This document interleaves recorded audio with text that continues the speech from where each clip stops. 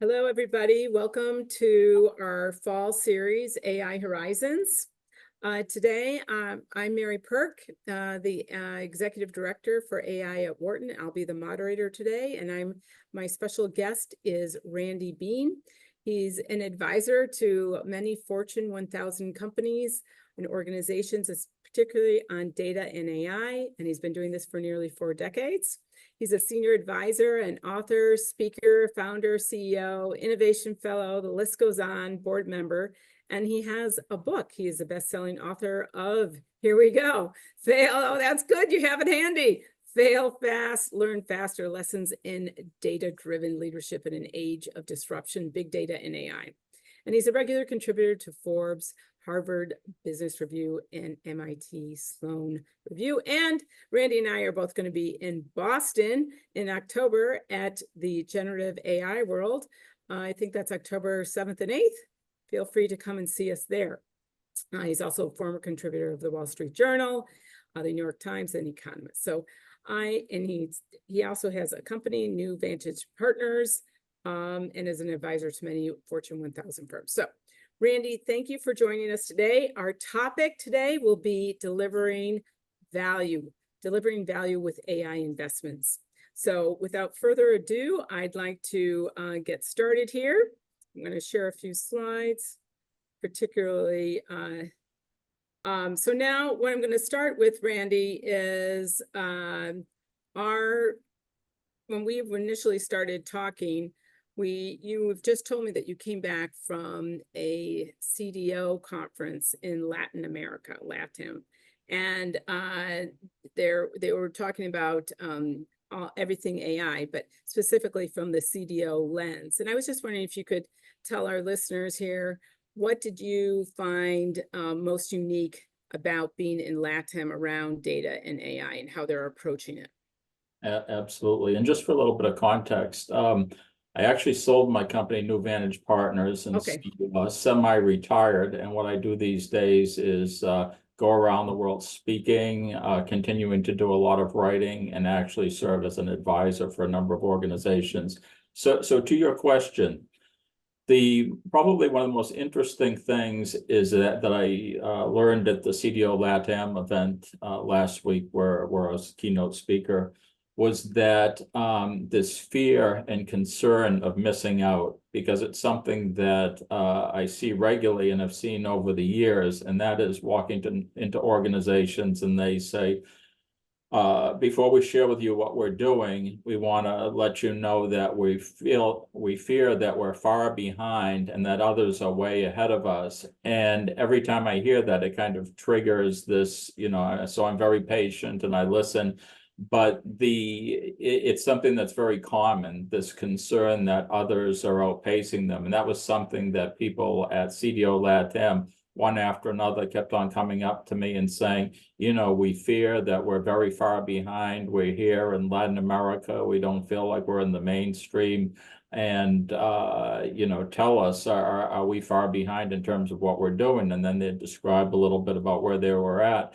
And I would tell them to rest assured, because their position was consistent with most major organizations. If you look at the Fortune 1000, 90% of those are legacy companies, and these are not companies that move at a lightning pace historically. They have many risks and safeguards that they need to mitigate before they employ new technologies at scale. So there's a lot of experimentation underway, but not a lot of full-fledged production and implementation. But we can speak a lot more about that. So, so they were happy to know that they weren't far behind, but they definitely were feeling that. Did you, from your observations, was there anything in particular that you felt was distinctly different between North American and Latin American companies as they approach AI, either specifically maybe through the CDO lens, or is there, in terms of governance, was there anything significantly different, or do you think they're on the same journey as the North American or specifically US companies when they're integrating AI into their tech stack? Well, I'd make 2 points there, and that is that in terms of the chief data officer role, and we all know that without great data, you can't have great AI. So the chief data officer role was really formally established about 15 years ago in the United States after the financial services crisis of 2008, 2007, 2008. And most of the major banks were mandated to bring in a chief data officer. But it wasn't until the mid 2010, 2020, 2018, 2019 that a majority of organizations had a chief data officer. So in that regard, the Latin American countries are more on the new side in terms of establishing their data and AI leadership.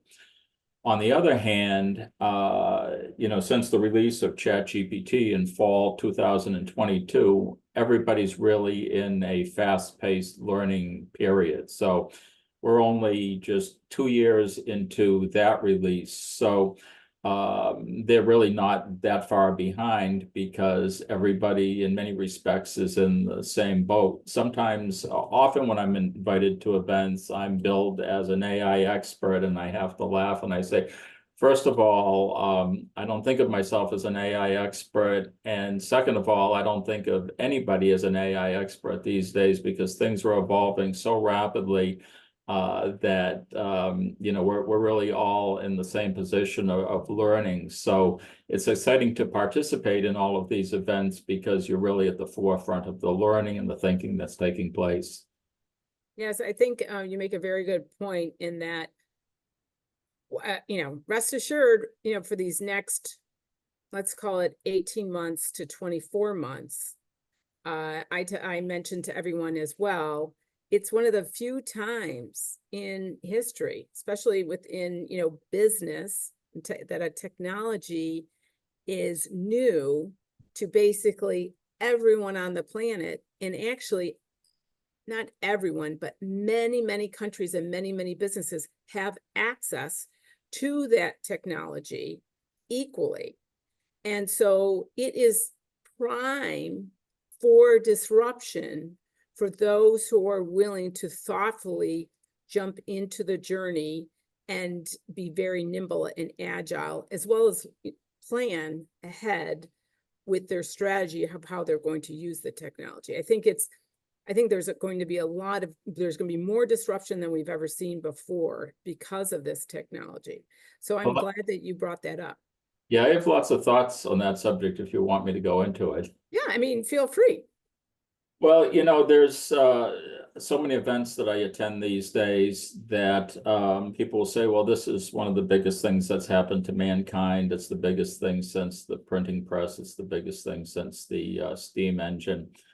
But, when I look at it, and I just was speaking to a large financial services firm a couple hours ago, and I asked this question of them. What I see it as most analogous to is the introduction of the internet a generation ago and digitalization.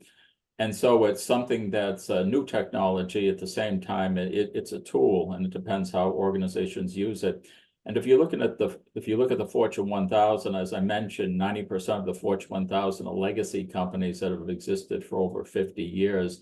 So for them, transformation and change is never easy. I had a colleague many years ago who was a CIO of a major bank, and this is when I was 30 years younger. And he said to me, Randy, he said, you need to understand that nothing happens in less than a decade. And I thought that was an incredibly cynical point of view.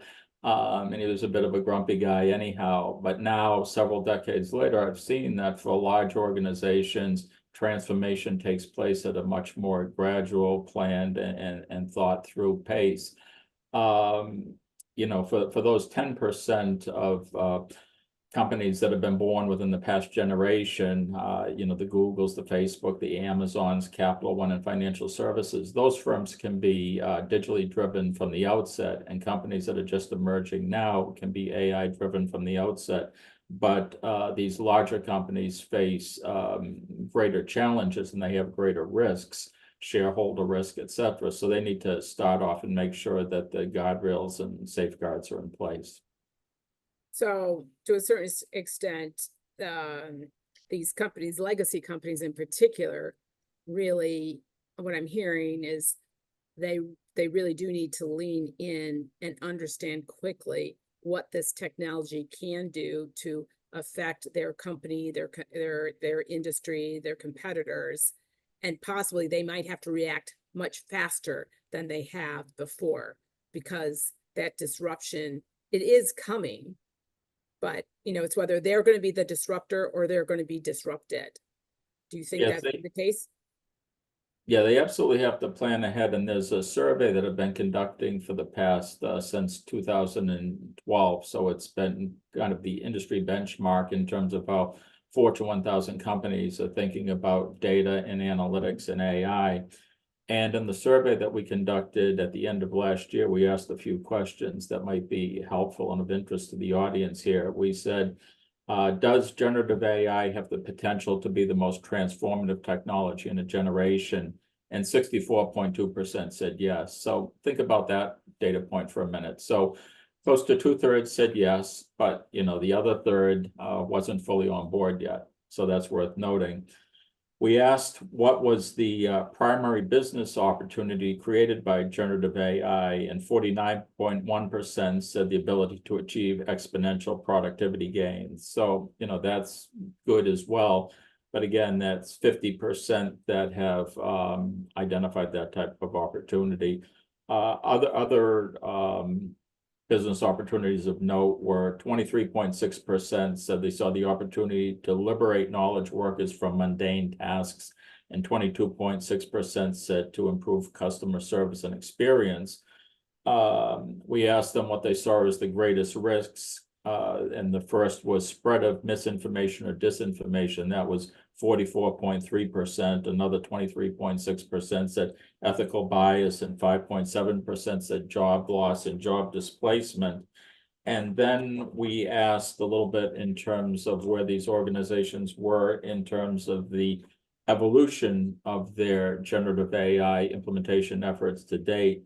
And only 4.7% said that they were implemented in production at scale, and the remainder said they were in various phases of experimentation and testing. So we are still in the early stages for most organizations. Agree. In fact, Wharton has a report coming out in about 2 weeks, and we have labeled the report the growing years. It's, we're in the growing years, and that there's still going to be a significant impact, but it hasn't been that overwhelming impact. And remember, it just was introduced in 2022. But to your point, there's a lot of perceptions around it in terms of how it's going to impact employees, and it keeps increasing. Everyone knows it. Before, they thought only 80% in 2023 when we did that survey. Now they think it's, everyone understands it's 90% of employees that are going to be impacted by AI of some sort.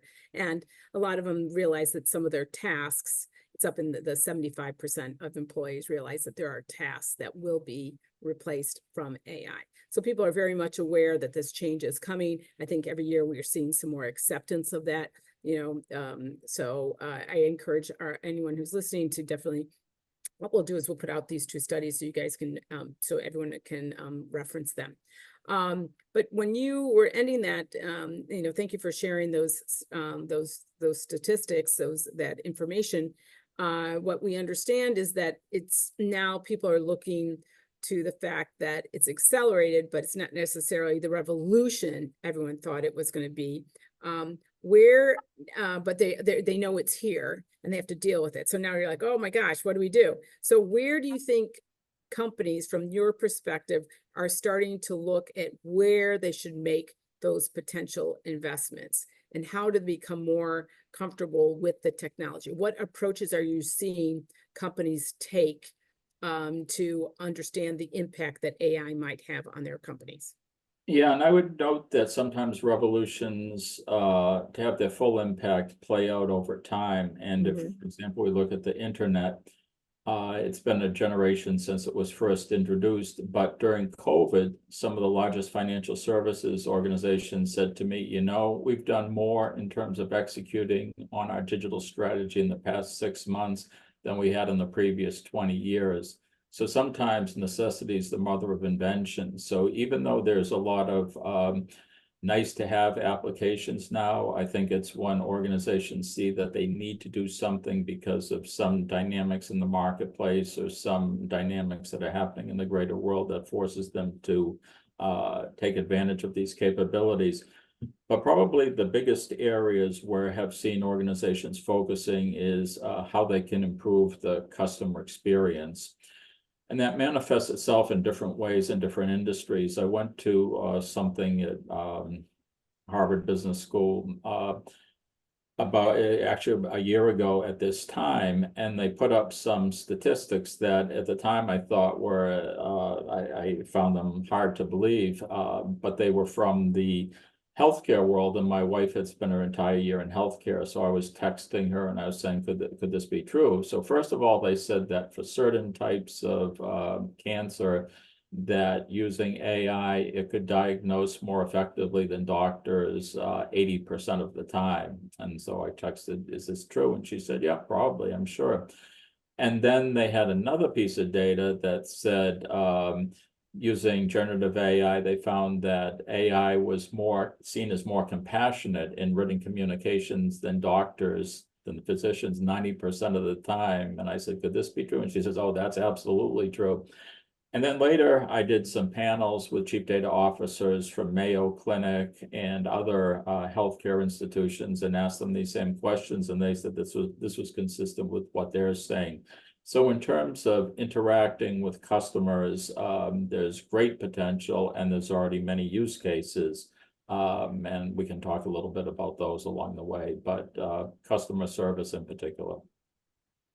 Customer service is, and then, like you said, the financial services are definitely possibly working on this as well. We'll talk about that a little bit later in some of these questions. So while in 2023, Gen AI, definitely is at the forefront of what people were talking about. Today, there's still so many unanswered questions. I think many companies they're talking to internally consultants, people like yourself, to give them advice on how to proceed with the roadmap. It really caught everyone off guard about their strategic roadmap.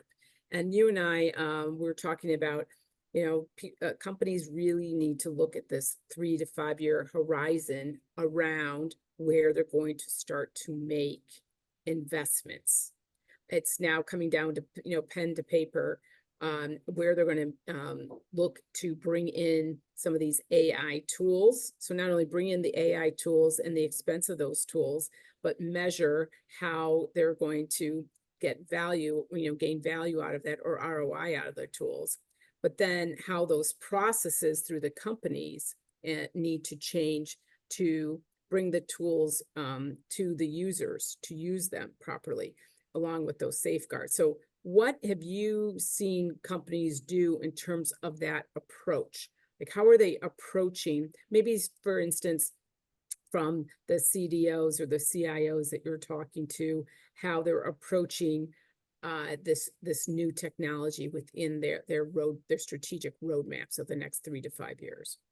Yeah, and it's interesting because the term AI was first coined in the early mid 1950s. So in a sense, AI is not that new. And I was moderator of a keynote panel in December that was held in Boston, and it was a 2-day event. The first day was the 10th Chief Data Officers event, and the second day was billed as the first ever Chief AI Officers event. And when they introduced me for that, I made the quip. I said, I thought the first Chief AI Officers event was in 1962. And they kind of looked at me like they weren't even born in 1962, so they had no idea what I was talking about. But I was pointing to this fact that the term had first been coined in the 1950s. And as it so happened, yesterday I was at a gathering of colleagues that had worked with over many, many decades. 2 of them happened to have been awarded their PhDs in AI in the early 1980s. About 5 years ago, there was a client that came to us and said, we have an AI project, and they outlined a little bit of this around machine learning. I went back to one of these colleagues and I said, Bill, we finally have an AI project for you. And he said, I've given up on AI. He said, I've seen so many AI springtimes and winters over the 40 years since I got my PhD. So to your point, this time, generative AI, it is definitely something that's real.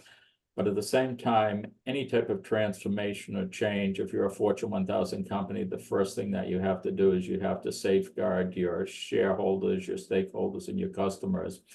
And as mentioned, there's that risk of misinformation and disinformation. So the one thing that you can't afford to do is to do something that puts your customers or stakeholders at any degree of risk. And that's why almost all of the Fortune 1000 organizations that I'm interacting with these days are focused on governance in terms of mitigating the risks, putting in place the proper safeguards and guardrails, doing experimentation, and setting up centers of excellence so they can define initial use cases, but being very careful to segregate that from the production capabilities.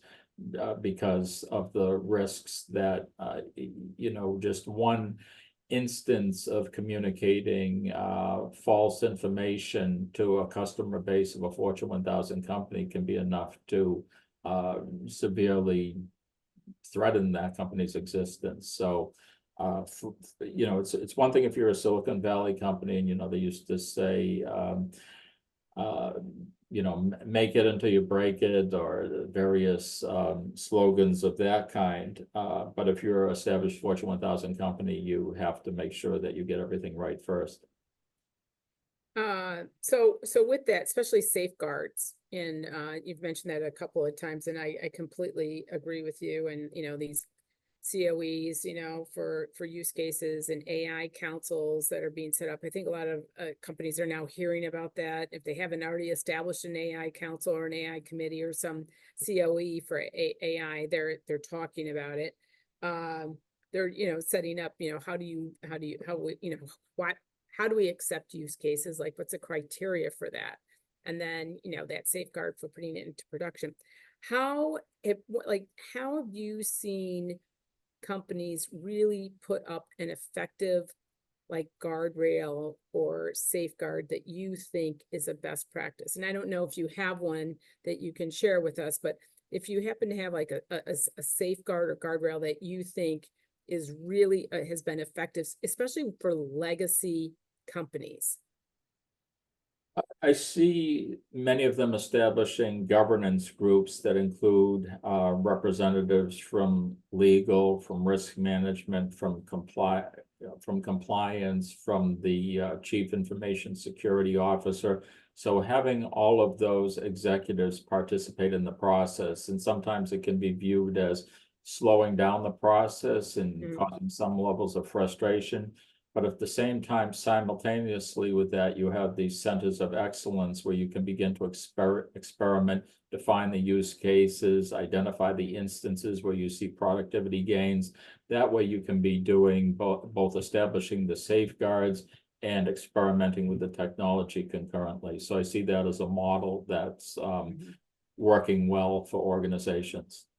And I think you're exactly right, where that experimentation is really very important, along with other things that I've been hearing are really possibly educating leadership and employees or subject matter experts that we know we're going to have more ideas to test because we have the capability of doing that. But we also know that might be a higher percentage of failure, and that acceptance of failure, of recognizing that's okay to fail, and set it aside before you put it into production. And seems to be there's a little bit more education that has to go filter down, both if it's in the managers all know this, I would say the middle management, or as someone was saying to me on another call, the meat of the sandwich. And the meat of the sandwich, they can tend to know exactly what needs to happen, but it's educating that senior leadership a little bit more, and then people below to know here's some of the new cultural norms that we're going to be accepting.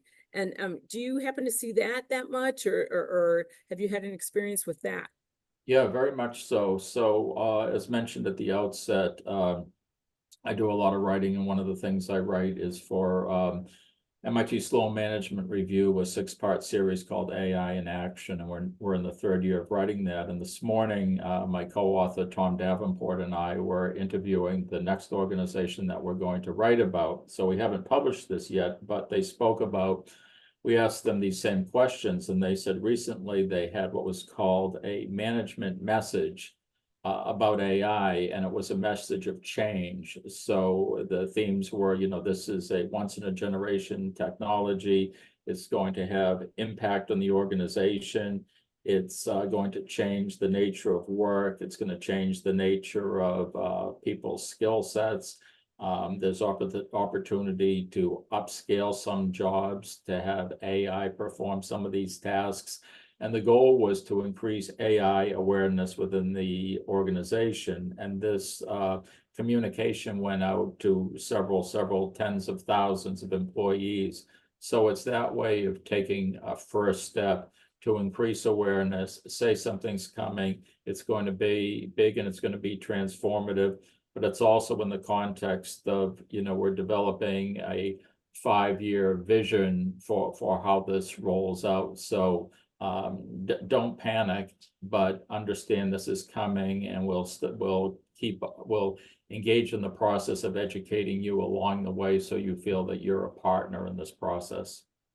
Well, I look forward to reading that article, and it's great to hear that, that type of communication is starting, is starting with some of those companies.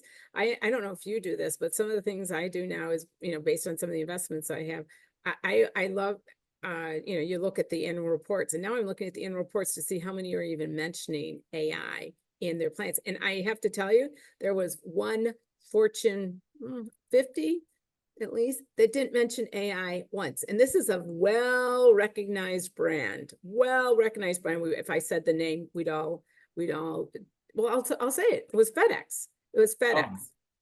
I looked at their annual report, did not have any mention of AI. A lot of logistics, a lot of everything else, but not a single well, I don't know if it was a single, at least in those first summary points when they're talking about the different strategic things that they were doing.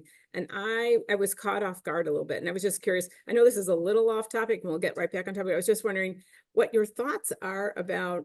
I mean, to me, this is relatable to what you just expressed, where the CEO or the C-suite is, saying AI is now a part of our DNA. We're going to figure out how to use it. And to me, that should flow into what we had talked about, where stakeholders, which would be shareholders as well, and explain like what we're doing with it.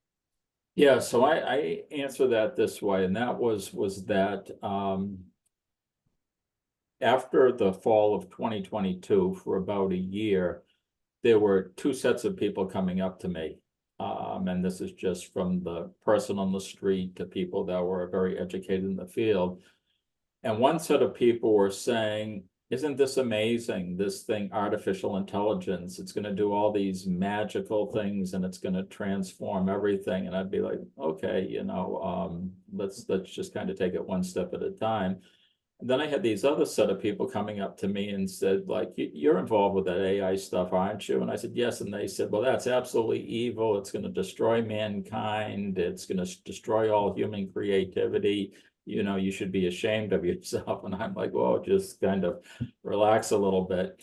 But I was in a kind of undecided state. I didn't know whether AI was a net positive or a net negative until I attended the Wall Street Journal Tech Live event last year. And it was a fairly small group, and had the opportunity to hear firsthand from people like Sam Altman and Mustafa Suleyman and Fei-Fei Li from Stanford and Bernard Kosler. And that completely transformed and revolutionized my thinking, not to be the more for or more against, but just to say, this stuff is absolutely inevitable. It's going to happen. It's going to happen during our lifetime. It's going to happen during the next couple of years. It's happening now as we speak. So regardless of whether you love it or whether you hate it, you need to get with the program, and you need to pay attention. You need to understand how you can use it and how it can benefit you. You need to understand what the risks are, but it's absolutely inevitable. So that's how I view things these days. And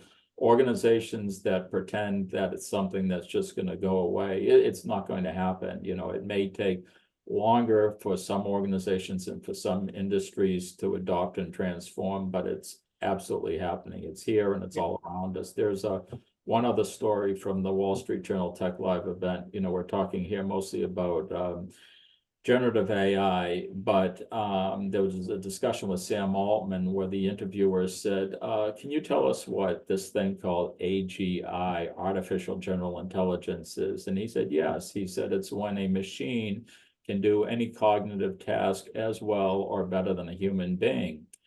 She said, wow, that's amazing. She said, will this be something that we'll see in our lifetime? And he said, well, if you'd asked me 3 years ago, I would have said we'd see it within the next decade. If you'd asked me a year ago, I would say we'd see it within the next 5 years. If you asked me 6 months ago, I'd say maybe we'll see it in the next year or two. If you're asking me tonight, I have to go back in the lab to check and see. So it's moving that quickly and evolving so rapidly that even those closest to it, it's moving at a pace that sometimes exceeds their expectations.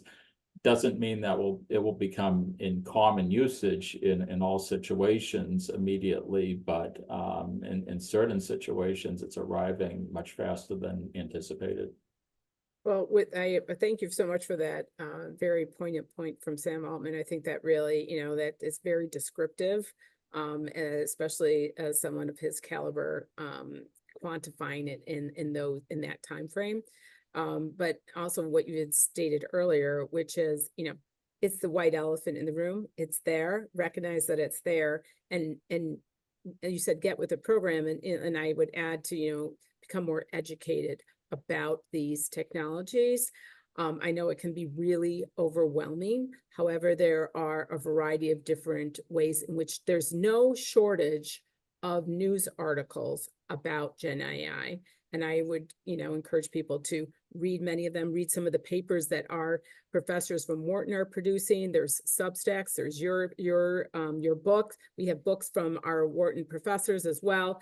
So I would just encourage people to, tackle a variety of different sources for your information.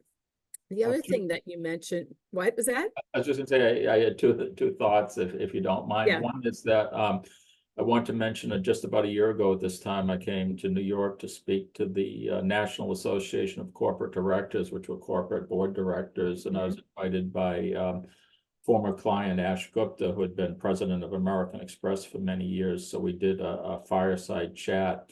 But there was just such a hunger and thirst and almost urgency for these corporate directors to understand what they can do and what they need to know and what are the risks as well as the opportunities presented by AI. And I wrote about that in a subsequent article that was published in Forbes last year.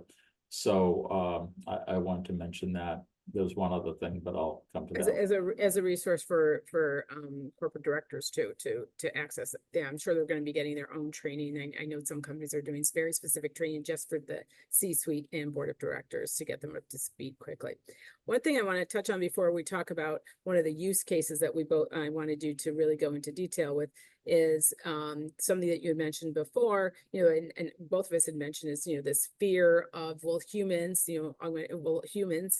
will AI agents be thinking, like humans, and there'll be this total replacement of humans. And most senior leaders agree that it's unlikely that, humans will be replaced anytime soon, but instead, the way to potentially look at this technology is that it's a productivity enhancer and also to improve work quality and provide that. Therefore, humans will have new skills that they will be doing on the job. And hopefully there'll be more fulfillment on those jobs, but that will mean change.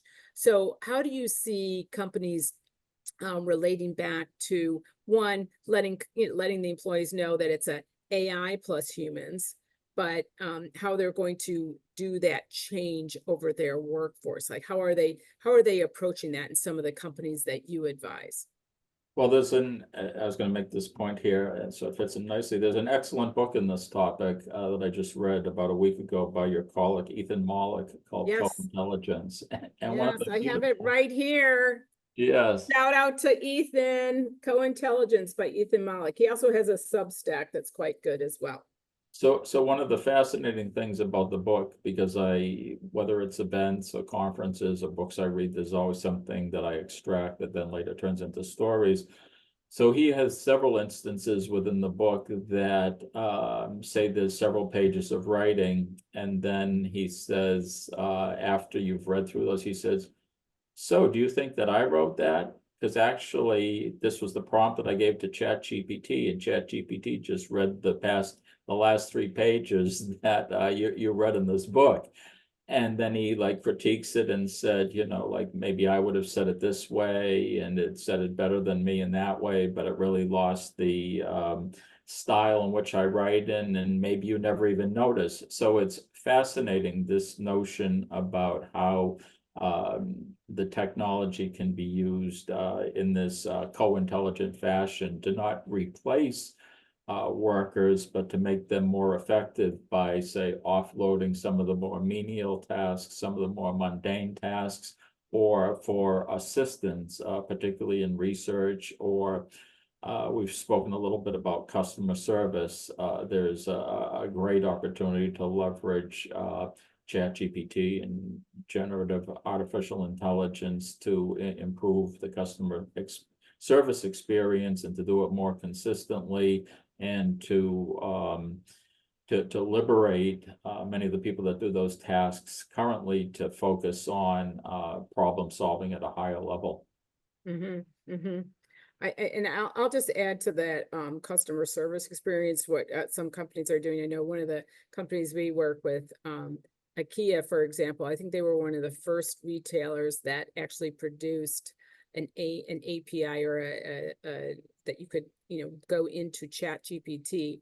They and then say, I need to build a closet that has the space of 5 feet wide, 6.5 feet tall, or 6 feet tall. I need 2 drawers, two hanging pieces, and several shelves.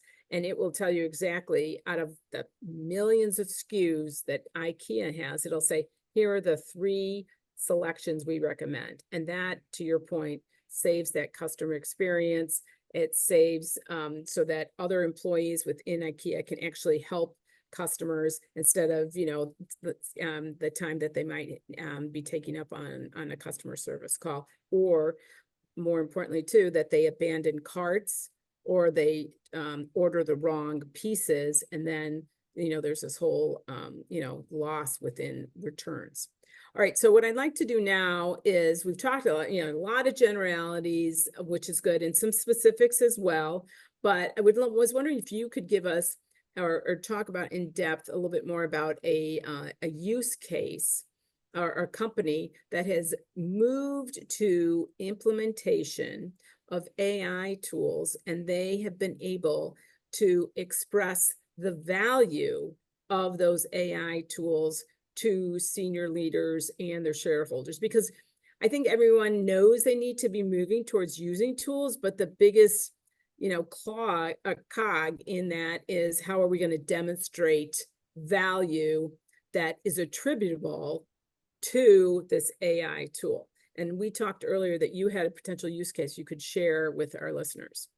Yeah, so I write about these industry use cases probably every other week in Forbes. So recently I published pieces on Kroger, the food chain, on Capital One, on ExxonMobil, and others that I can talk about in varying degrees.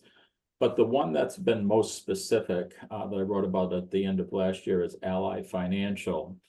And Ally Financial is one of the largest financial services firms, but interestingly enough, it's exclusively online, which by nature, or digital, which by nature means that they're one of those companies born within the past generation, digitally native, and therefore more transformative.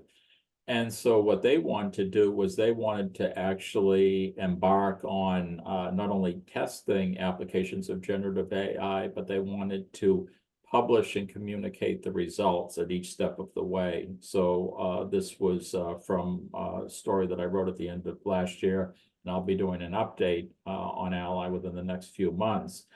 But for example, it says that Ally found that by using generative AI, marketers were able to reduce the time needed to produce creative campaigns and content by up to 2 to 3 weeks, resulting in an average time savings of 34%.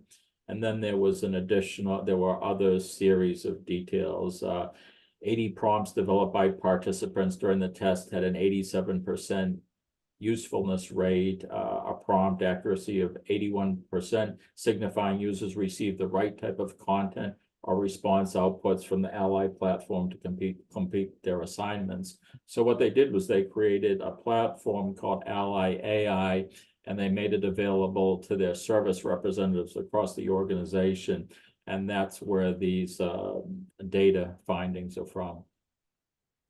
It's remarkable that they were able to capture that much savings in such a short period of time. I'm sure, this year when you go and do your, your checkup on that they will have increased. I don't know if they will be twofold, but I'm expecting that they are definitely going to increase at least by another, maybe 5-10% in terms of that time savings in the marketing generation. I do know that I was at a conference last week, and they were talking about to your point about prompts and messaging, that I believe it was Walmart, where they have their own marketplace where people are it's similar to Amazon's, where people can actually offer some of their products on their particular marketplaces in direct competition with Amazon.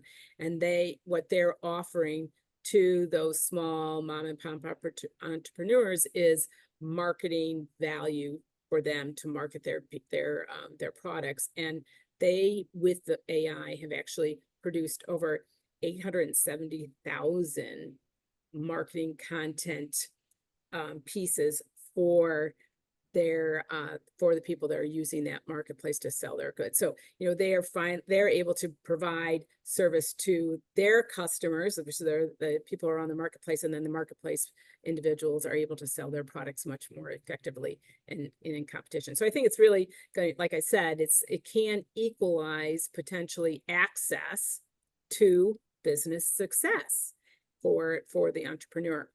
Another one, by the way. Yes, please comment. Another one I'm very excited to hear about, even though I don't have the quantifiable data yet, is Capital One, because they're a company that started in that digitally native period. It was some analytics folks, data and analytics folks, that actually were experimenting on how to improve servicing the credit card market, and they came to form a credit card company and then a bank. So they were data and analytics and AI people that established a bank, which is now a top 10 bank. But they're working on a proprietary generative AI servicing tool, which is helping agents resolve customer questions more quickly and efficiently, an AI model that is used to customize the user experience across digital and mobile channels, a proprietary fraud platform that leverages AI and machine learning to proactively surface and mitigate fraud in real time. So it's still early in terms of their application and being able to quantify the results, but these are some of the types of things that are taking place at the most innovative organizations.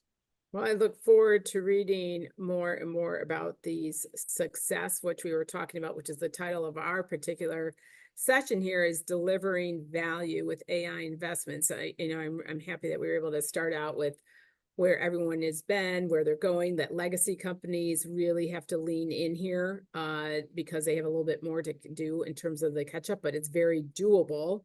And that there is some inspiration from these other companies that are sharing these results. And I would actually encourage a lot of companies, and maybe you do this as well, is that you should look outside of your industries for some of these use cases, because a lot of times it can be applicable to potentially your customer service journey. You just have to, integrate your particular, instances of sorts. But it's not to say that you can't necessarily piggyback on someone else's ingenuity of what they're doing within their own industry and such.